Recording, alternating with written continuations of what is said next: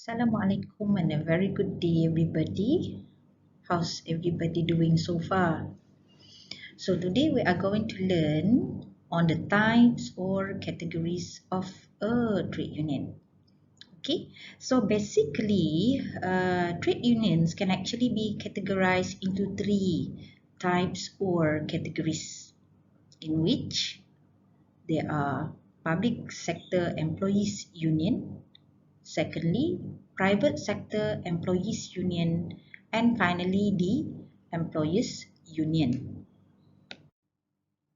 Alright, so let's look into the first type or categories of the trade union. That is the public sector employees union. So this particular union, it represents workers in the civil service, statutory bodies, and also the local authorities, in which the TUA 1959, it provides that workers in the civil sector or the public sector can only form and join trade union whose members are in the same ministry or department or occupation. Why is that so? Why is it so crucial for them to be formed in such the same ministry, department, or occupation? This is because to ensure that all the discussion pertaining to their jobs, are possible with the employer on a logical basis. Okay. And the most crucial or important characteristic of this public sector employees union is that it doesn't have or it doesn't involve in any kind of collective bargaining. Then the examples of large union in the public sector employees union are the National Union of the Teaching Professions, the NUTP, with 104,000 members, the Malayan Nurses Union with about 12,000 members, and finally the Malayan Technical Services Union with approximately 6,000 members. While the small union being categorized under the public sector employees unions are Dental Technician Union with approximately 295 members, and also the Union of Industrial Relation Officers under the Ministry of Human Resource with approximately 73 members. Right, so now let's look into the second categories of trade union, in which the private sector employees union.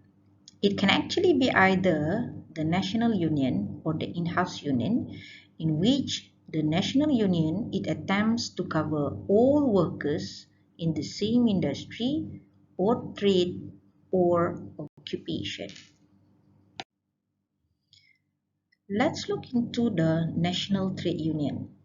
The national trade union, it does not necessarily large in terms of membership, even though earlier on it says that the national trade union covers workers in the same trade, industry, or occupation. This is actually because the number of membership depends on the number of potential members and also the degree of success of trade officers to persuade potential members to join the national trade union.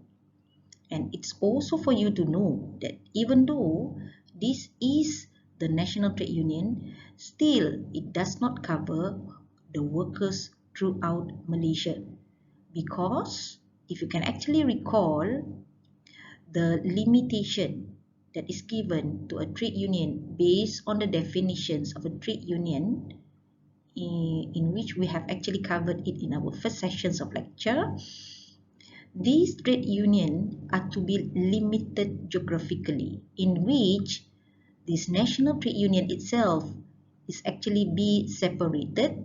Either they are formed in West Malaysia or in Sabah or in Sarawak. Whereas for the in-house union, it is actually a union where members are all employed by the same employer, and the members can and will be involved in different different occupations. Approximately 36% of the private sector union members belong to this particular in-house union, in which, for instance, there are 313 in-house union with approximately 145,600 members. And it's for you to know that, in general, most of these in-house union has membership of less than 500. And the examples that we can actually relate to this in-house union are Malaysian Airline Employees Union with approximately 7,000 members, the UMW Employees Union with approximately 2,000 members, Alam Flora Employees Union with approximately 2,200 members, and Proton Employees Union approximately with 5,000 members. While the largest union under the in-house union are, for instance, the Telecom Berhad Employees Union and also the TMB Employees Union. So now, ladies and gentlemen, let's look into the last type of union that we have, that is the Employees Union. This Employees Union, for you to know, it only exists in the private sector, whereas it does not exist in the public sector, because in the public sector, the employer is the government. The government does not need to be represented by any kind of trade union. And it's also for you to know, ladies and gentlemen, these employees union are mostly known as the association. The formation or the existence of this employees union are actually in response to the large and powerful national trade union of the employees. The main objective of this employees union are basically to promote and protect the interests of their members, that is the employers. Secondly, to negotiate and deal with trade union of the employees, and also to represent their members, that is the employers, in any trade dispute between any individual member and the employees union. And again, ladies and gentlemen, the members of the employees union must be from the same trade, industry or occupation. And in general, at the present time, there are 14 employees union, in which 9 of them are in West Malaysia. And the most active employees union are as listed. Firstly, the Malayan Agricultural Producers Association, the MAPA, from the plantation industry. Secondly, the Commercial Employers Associations of Peninsular Malaysia from the commercial industry. Thirdly, Malayan Commercial Banks Association, the MCBA, from the banking industry. And finally, the Associations of Insurance Employers, the AIE, from the insurance industry.